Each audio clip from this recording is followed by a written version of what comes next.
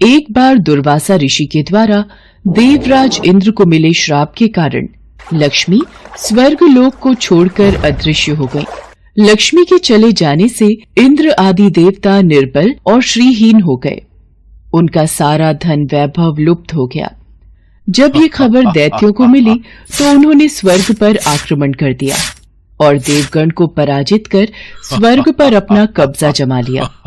उसके बाद निराश होकर इंद्र देवगुरु बृहस्पति और अन्य देवताओं के साथ ब्रह्मा जी की शरण में पहुँचे।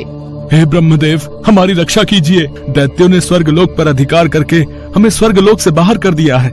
देवराज इंद्र, देवी लक्ष्मी को पुनः प्रसन्न करने के लिए आप सभी देवता भगवान नारायण की कृपा दृष्टि प्राप्त करो, तो उनके आशीर्वाद से आपको खोया वैभव और स्वर्ग पुनः मिल जाएगा।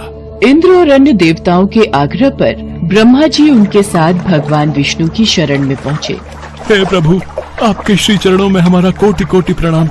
भगवान, माता लक्ष्मी हमसे रूठ गई हैं और दैत्यों ने हमें पराजित कर स्वर्ग पर अधिकार कर लिया है। अब हम आपकी शरण में हैं, हमारी रक्षा कीजिए। हम सब जिस उद्देश्य से आपकी शरण में आए हैं, कृपा करके आप उसे पूरा कीजिए। देवराज इंद्र, घबराने से काम नहीं बनेगा।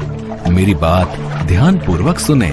दैत्यों पर इस समय काल की विशेष कृपा है, इसलिए जब तक तुम्हारे उत्कर्ष और दैत्यों के पतन का समय नहीं आता, तब तक तुम उनसे संधि कर लो, क्योंकि केवल यही तुम्हारे कल्याण का उपाय है। क्षीर सागर के गर्भ में अनेक दिव्य पदार्थों के साथ साथ अमृत भी छिपा है। उसे पीने वाले के सामने मृत्यु भी पराजित हो जाती है। इसके लिए तुम्हें समुद्र मंथन करना होगा। ये कार्य अत्यंत दुष्कर है, अतः इस कार्य में दैत्यों से सहायता लो।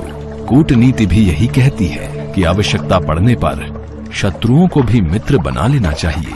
तत्पश्चात अमृत पीकर अमर हो जाओ, तब दुष्ट दैत्य भी तुम्हारा अहित नहीं कर पाएंगे। वे जो भी शर्त रखें उसे स्वीकार कर लो। ये बात याद रखो कि शांति से सभी कार्य बन जाते हैं, क्रोध करने से कुछ नहीं होता। देवराज इंद्र, तुम दैत्यों के राजा बलि के पास जाओ और समुद्र मंथन का प्रस्ताव रखो। जो आज्ञा प्रभु। भगवान विष्णु के परामर्श के अनुसार इंद्रादि देवगण दैत्यराज बलि के पास संधि का प्रस्ताव लेकर गए।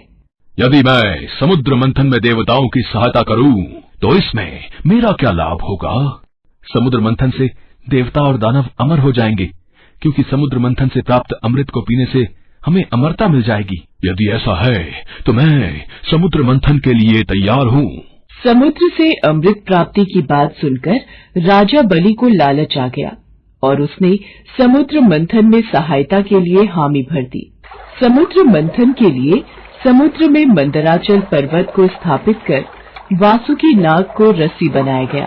तत्पश्चात भगवान विष्णु ने कूर्म अवतार में स्वयं कछुए का रूप धारण करके मंदराचल पर्वत को अपनी पीठ पर रखा, ताकि मथनी स्थिर रहे और समुद्र में डूब न जाए। देवता वासुकी नाग को मुख की ओर से पकड़ने लगे। इस पर उल्टी बुद्धि वाले दैत्यों ने उनसे कहा, वासुकी नाग को मुख की ओर पकड़ने में अवश्य तुम देवताओं का कुछ न कुछ लाभ होगा। हम भी किसी से शक्ति में कम नहीं हैं। हम मुंह की ओर का स्थान लेंगे। ठीक है, तो हम पूंछ के भाग से पकड़ लेंगे। हमें इसमें कोई आपत्ति नहीं है। अमृत पाने की इच्छा से सभी बड़े जोश और वेग से मंथन कर रहे थे। सहसा तभी समुद्र में से कालकूट नामक भयंकर विष निकला। ये सब क्या हो रहा है? समुद्र में से तो विष निकल रहा है। ऐसे तो हम सब मारे जाएंगे। भागो, ये विष है, भागो। हमें भगवान भोलेनाथ की शरण में जाना चाहिए। अब वही इस परेशानी का हल बता सकते हैं। महादेव, समुद्र मंथन से विश्व बह रहा है, जो पूरी पृथ्वी पर संकट फैला रहा है। प्रभु, कुछ कीजिए। आप सबको परेशान होने की कोई आवश्यकता नहीं है। मैं इस विष का पान करूंगा और उसे अपने कंठ में रोक लूंगा। सभी देवताओं की प्रार्थना पर महादेव समुद्र मंथन से निकले विष को हथेली पर रखकर पी गए, किंतु उसे कंठ से नीचे नहीं उतरने दिया। उस कालकूट विष के प्रभाव से शिव जी का कंठ नीला पड़ गया, इसीलिए महादेव जी को नीलकंठ भी कहते हैं। फिर से समुद्र मंथन प्रारंभ हुआ और इस बार दूसरा रत्न कामधेनु गाय निकली, जिसे ऋषियों ने रख लिया। फिर उच्चैश्रवा घोड़ा निकला जिसे दैत्यराज बलि ने रख लिया। उसके बाद ऐरावत हाथी निकला जिसे देवराज इंद्र ने रख लिया। ऐरावत के बाद कौस्तुभ मणि समुद्र से निकली, उसे विष्णु भगवान ने रख लिया। फिर लक्ष्मी जी निकली। लक्ष्मी जी ने स्वयं ही भगवान विष्णु को वर लिया और अंत में धन्वंतरी देव अमृत का घट लेकर प्रकट हुए। धन्वंतरी के हाथ में अमृत को दैत्यों ने छीन लिया और उसके लिए आपस में ही लड़ने लगे। इस अमृत को पहले मैं पीऊंगा। नहीं, ये अमृत पान पहले मैं करूंगा। नहीं, मैं पीऊंगा। नहीं, पहले मैं। ये दैत्य तो आपस में ही अमृत कलश के लिए लड़ रहे हैं, परंतु हमारे पास इतनी शक्ति नहीं कि हम इन दैत्यों से लड़कर अमृत कलश को ले सकें। हमें भगवान विष्णु से सहायता मांगनी होगी।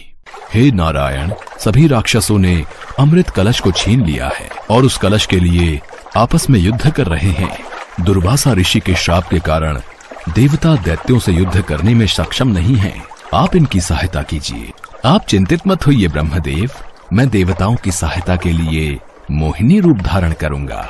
देखते ही देखते भगवान विष्णु ने मोहिनी नामक एक अति सुंदर युवती का रूप धारण कर लिया और दैत्यों के पास पहुंच गए। आओ शुभगे, तुम्हारा स्वागत है। हमें अपने सुंदर कर कमलों से ये अमृत पान कराओ। हे देवताओं और दानवों, तुम दोनों ही महर्षि कश्यप जी के पुत्र हो, फिर भी परस्पर लड़ते हो। मैं तो स्वेच्छाचारिणी स्त्री हूँ। बुद्धिमान लोग ऐसी स्त्री पर कभी विश्वास नहीं करते, फिर तुम लोग कैसे मुझ पर विश्वास कर रहे हो? अच्छा यही है कि स्वयं सब मिलकर अमृत पान कर लो। ये श्रीहरि की ही कोई लीला है जिससे दैत्य उनके रूप पर मुग्ध हो गए हैं।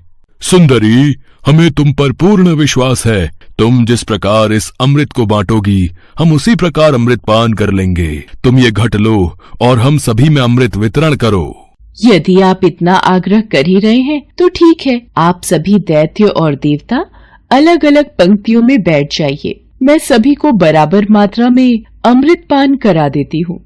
जैसी तुम्हारी इच्छा सुंदरी, हमें कोई आपत्ति नहीं है। मोहिनी रूप में भगवान विष्णु दैत्यों को अपने रूप और सौंदर्य से मदहोश करते हुए देवताओं को अमृत पान कराने लगे। दैत्य उनके कटाक्ष से ऐसे मदहोश हुए कि अमृत पीना ही भूल गए। भगवान विष्णु की इस चाल को राहु नामक दैत्य समझ गया। मुझे ऐसा क्यों लग रहा है, ये जरूर विष्णु की कोई चाल है, परंतु सभी दैत्य अभी मोहिनी रूप में मदहोश हैं। वो मेरी बातों पर कतई विश्वास नहीं करेंगे, इसलिए मैं देवता का रूप बनाकर देवताओं की पंक्ति में ही बैठ जाता हूँ। ये तो राहु दैत्य है। हाँ, ये रूप बदलकर देवताओं की पंक्ति में बैठ गया।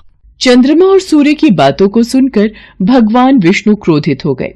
उन्होंने तत्काल अपने सुदर्शन चक्र से राहु का सिर गर्दन से अलग कर दिया।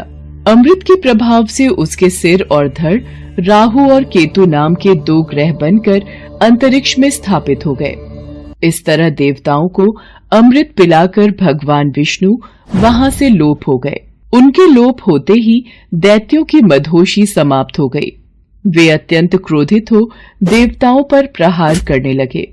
इस बार सभी देवता अपनी शक्ति वापस पा चुके थे, अतः उन्होंने दैत्यों को परास्त कर अपना इंद्रलोक वापस प्राप्त कर लिया।